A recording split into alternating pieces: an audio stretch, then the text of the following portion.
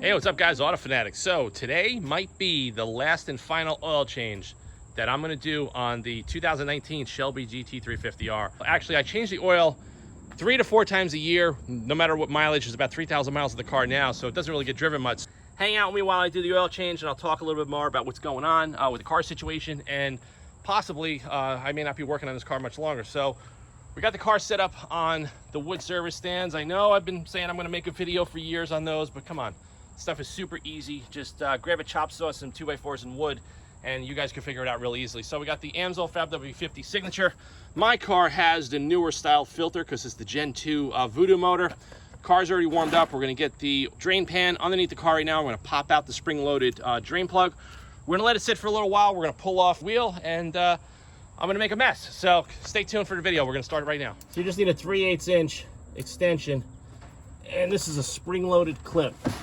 Plug. Hold on. Let's try not to make a mess. I always say that, but it never happens. Okay, so we loosened it up. Now,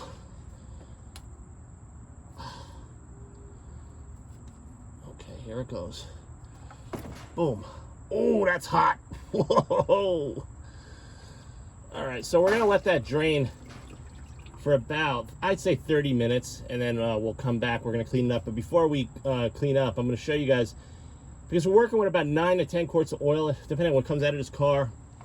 I like to take the oil from the drip pan and put it into my recyclable wide mouth F-style gallon containers. So I'll show you guys that in a little while. But we're just going to let this car drain out really well, and we're going to come back a little bit. All right, guys, so I got oil all over the factory little spring-loaded drain plug. So I'm just cleaning this out. Just have a little mineral spirits with an acid brush. And I just want to clean this up before I put it back into the car. I know some guys have commented, they sent me emails that they had problems with these things leaking. I never had an issue leaking. I mean, this has like a Viton-style O-ring on there. And I don't know if they're maybe over-tightening this thing, but this thing has a positive stop. You can kind of see how it goes in, and then it'll lock right there. So you can't really overdo it, but I guess somebody had some issues with these. Some people are saying you're supposed to replace these at every oil change, but I didn't even attempt to try to order these, considering how hard it is to get the oil filters and everything right now. It's just been an absolute disaster. So there we go, we're all cleaned up, looks just like new, and we're gonna put that back in the car. These are the F-style wide neck, so you don't need a funnel. This is why these things are great. I use them. I have about 10 of these things, and I'll put a link in the description if you guys want to order these, because a lot of times the vendors will only sell you like a bundle of 50, but on Amazon, well, once in a while you can order like 4 of these. So we're just gonna line it up, and this is great because you can do it yourself. You don't need a helper. That's it. We're just gonna fill up these containers, and then I'll drop them off at recycling tomorrow morning. Ooh, this oil's still pretty hot.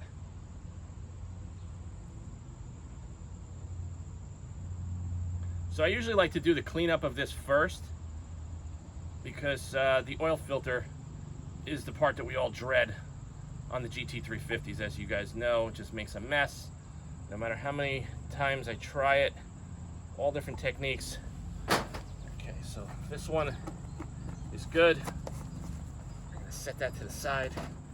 Usually to clean the drain pan, the drip pan, just take some mineral spirits, and I like to put this away. Usually if you're doing this at a shop, they never clean these things out, but I like to put these away. And this is the best way that I found to clean it. So next time you go to use it, there's no debris and leaves and all this other junk that gets into your garage.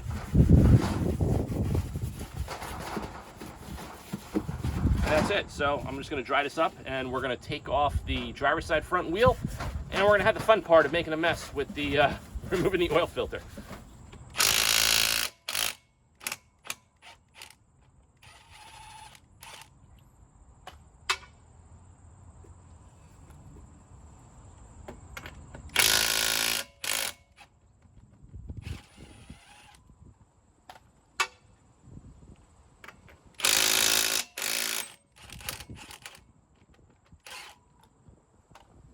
Things that these wheels are light. Boom. So guys, there is the infamous second gen oil filter directly below the alternator in an awkward spot that's tough to get to. So there's a little shield here that I bend up and I place it behind the sway bar. So I'm gonna just unscrew this.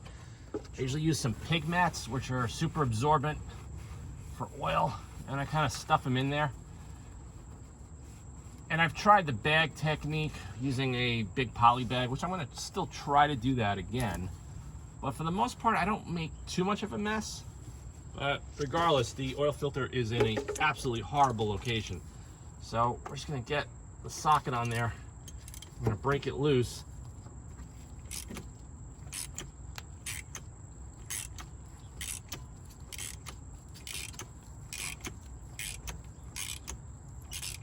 Let me see if I could grab that with my hand. Yeah, okay, so now I'm gonna grab a silly poly bag. It's funny, the last time I did this oil change, a couple of months back, the poly bag, all the oil went into the poly bag, and then I absolutely knocked it down on the floor and all the oil went all over my garage bar. So it totally defeated the whole purpose. So we're gonna get that in there. So you're pretty much going to put the bag over the filter like a sleeve, and then you're gonna rotate the filter off through the bag. You can see the oil starting to get into the bag. Oh, it's hot. I'm just gonna hang out here for a little bit. And if the filter, the cartridge cover drops into the bag, it's not a big deal. I'm gonna clean it up anyway. And it comes with new O-rings in the kit. So you really just want to get, as soon as you take the filter off the housing, that's where all the gush of oil comes out, and that's where you usually make most of your mess. So the bag's filling up still. And make sure you use a bag that doesn't have a hole in it. How much would that suck, right? So like I said, I may be selling this car. I've been looking at cars for a while. And I think I'm just, ready for something new, a new experience. Now that I have the YouTube channel, I'll share the experience, ownership experience on the channel. But it's been very, very hard to source cars. There's just nothing in stock, nothing available. A lot of cars that I like, they're not making anymore. Very short supply. Supply chain shortages are a huge issue right now still. And it's greatly, greatly impacting the automotive industry. Also, car payments, even like on a lease or a finance, are through the roof for cars that aren't even worth it. So if you had a car that was like a $500 a month payment, today it's about $800 to $900 due to the inflation and the bank interest rates going up, and also the market adjustments on the MSRP because you can't get cars. So I don't know. I mean, I own this car outright. It doesn't really cost me anything. I love it. Maybe if I do keep it, maybe I'll do some more mods to it. Maybe I'll do some two-piece rotors, carbon fiber drive shaft, and maybe do a couple odds and ends to it. Maybe I'll do a full-blown custom interior, which I've wanted to do forever because I really don't love the interiors on these cars. So there we go. Let's just pull this out. I think we're good. Okay.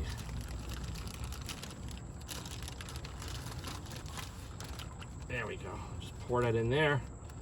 So now you have a nice bag of oil.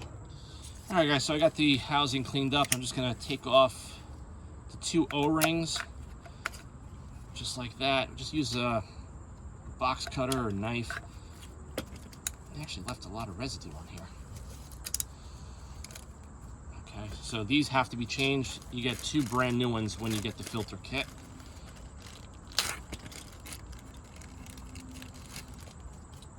But like I said, I mean, I would like a new car. The car that I really have my eye on is the Mercedes-AMG GT3. I just really think that would be a great replacement because it's kind of like a refined German muscle car. It's got really good build quality, nice interior, and I think it would kind of be a fun car to have. I mean, I've been looking at Porsches, can't get them. I'm not paying $300,000 for a GT3. That's not a $300,000 experience. I don't care what anybody says, it's just not. I can't get the Z06. They wouldn't even take my order. So they sent me my check back saying the car's sold out for 5 years. So you know what's going to happen when the Z06 starts landing. Probably, I don't know, when they said it was supposed to be production the end of the summer. That obviously is not happening. It's going to be sometime in 2023, possibly spring or summer when those cars are going to start to land. They're going to be over $200,000. And people are going to pay for them. Because that's just what's going on right now. All right, we got that one on. Get this out of the way.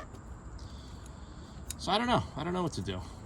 If you guys have suggestions on cars, post it in the comments. You could always email me. I'm just curious to know what your thoughts are as far as what I should look into as far as replacing the 350R. The reason I want to possibly replace it, I've been driving the S550 Mustang since 2014. It's 8 years. I'm kind of like over it now. I kind of want something new. I want to get into a different interior, a different ergonomic. I just want something new. That's why I don't do a lot of content on the 350R, because I did so much content on the red 350, which is why I started the channel. And then it kind of spiraled into all the other automotive stuff and the car care brand and the aftermarket products that I manufacture for you guys. And that's pretty much it. So I dropped the filter in there. We're gonna get this thing screwed on. So Ford redesigned this oil filter situation. I believe it was late 17 or 18 builds. They usually gave you the metal filter, and I did a video on the channel where I had the dealer do it, and they over torqued it, and the filter literally seized up, and it was one of the worst oil changes. It was the oil change from hell. I think that was the name of the video.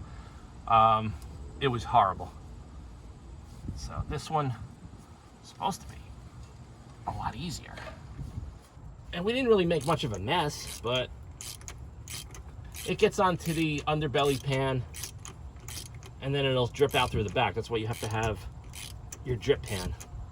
So always also lubricate those two O-rings as you put them back. All right, snug it up. Okay, we're good to go. Now we're gonna just top off the crankcase and check the length. All right, guys, at the home stretch. So it was pretty painless. Didn't really make much of a mess. A little bit of oil dripped from the filter underneath the pan, but it caught under my Blitz drip pan, so it was no big deal to clean that up. So we're just gonna fill this up with some 5W50. Usually gonna fill up 8 quarts. We're gonna let it run. We're gonna check the oil level, and we're gonna top it off as needed. But like I said, this oil is by far the best oil you're gonna put in this car that I've tested. I did a video on the channel, I believe when I first got this car, of the driven motor oil, and I did notice that with the driven motor oil, could be because the car was still new. This car is still brand new, not a lot of mileage on it, and still breaking in the pistons and rings.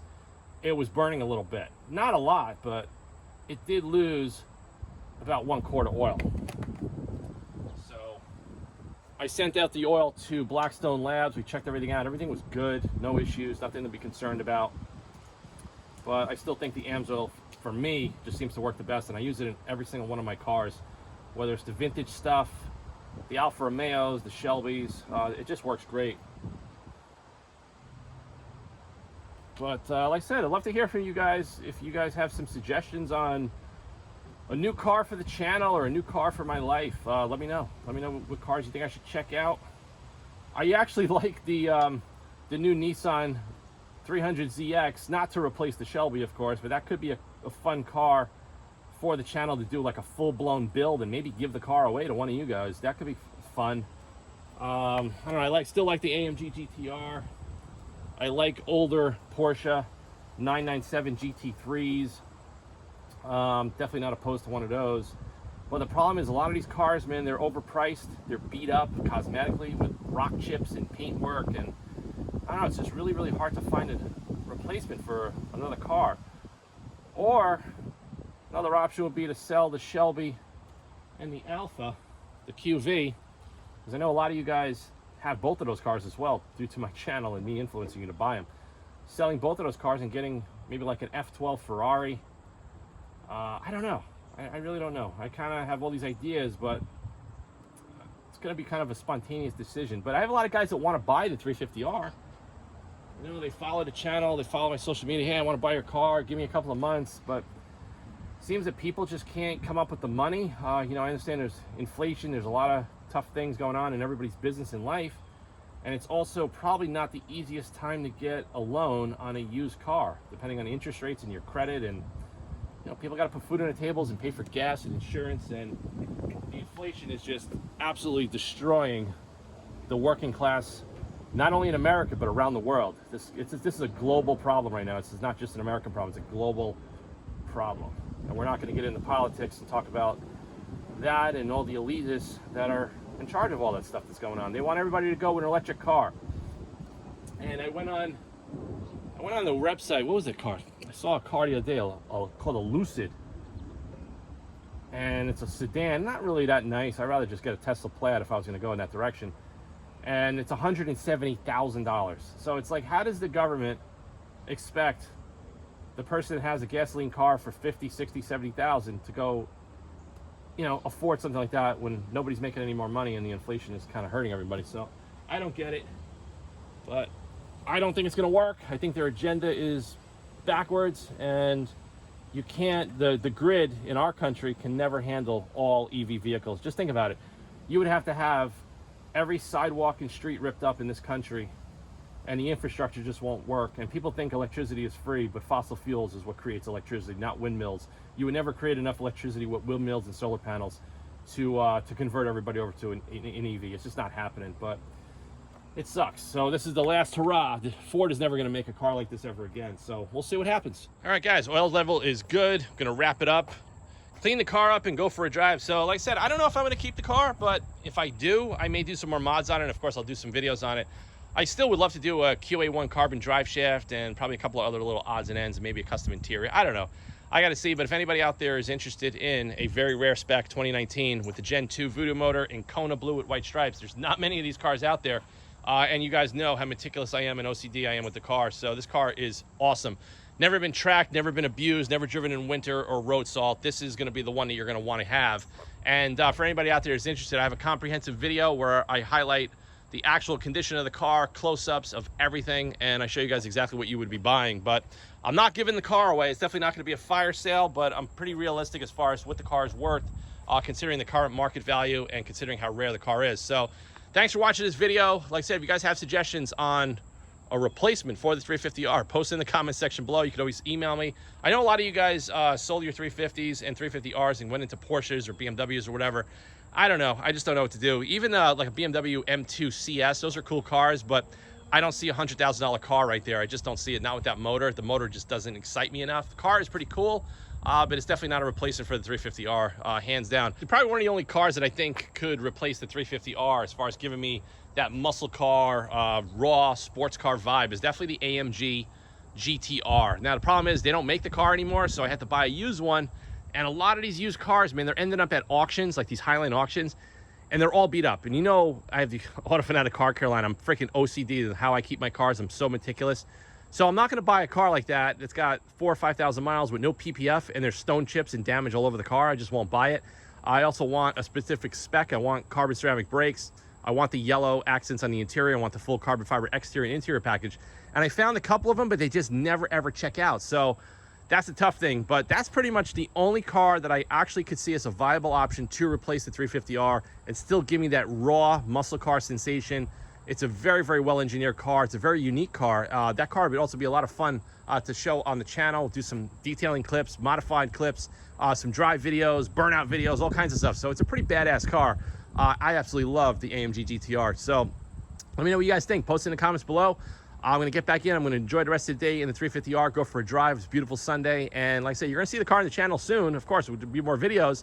But like I said, if anybody out there is interested in it, contact me. Otherwise, I'm just going to hold on to it for a while. Because like I said, it doesn't really cost me anything to keep except just putting gas in it and washing it and maintaining it. So thanks for watching. I'll see you guys in the next video soon. Thanks, guys.